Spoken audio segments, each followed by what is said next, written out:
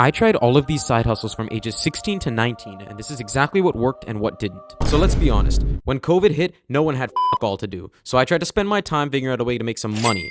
One thing I noticed is the lack of motivation among students in my high school. The common dilemma was that if they spent their time doing homework, they'd cease to have a social life, and vice versa. Now, school wasn't very hard because everything was curved or made much easier, so I decided to start helping some of my friends by decreasing their workload. This started with just grammatical and structural tips for essays or reports, maybe the occasional essay skeleton, but it ended up turning into a private tutoring service that I was able to close and retain 2 clients for.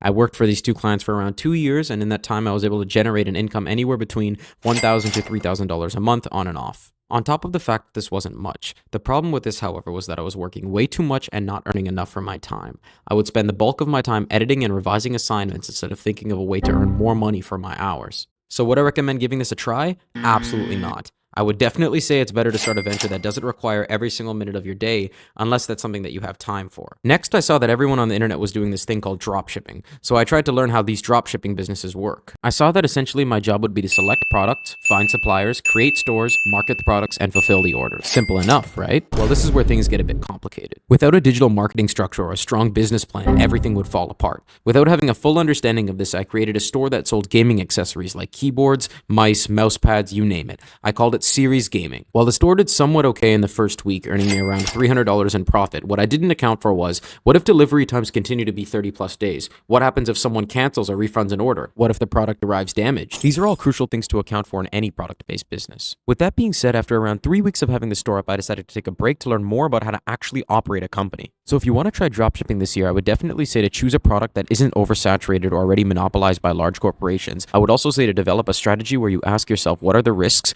Does your product supplier take 30 plus days to deliver to your consumers? Is your product fragile? Does it have the risk of being damaged or faulty? How do you plan on processing returns or absorbing losses during the launch of your store? Spend at least 1 hour if you can every day learning digital marketing. I've learned that if you don't do those things, there's really no reason to be questioning why your store isn't succeeding. Now, after over a year of studying digital marketing almost every single day, I decided to start my own digital marketing company.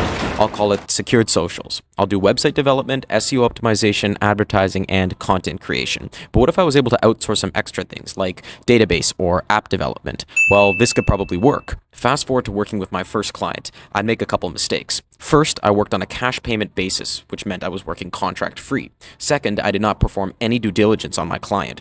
Third, I worked outside my defined roles. This resulted in late payments, unorganized plans, and working countless hours on things that would prove to be useless.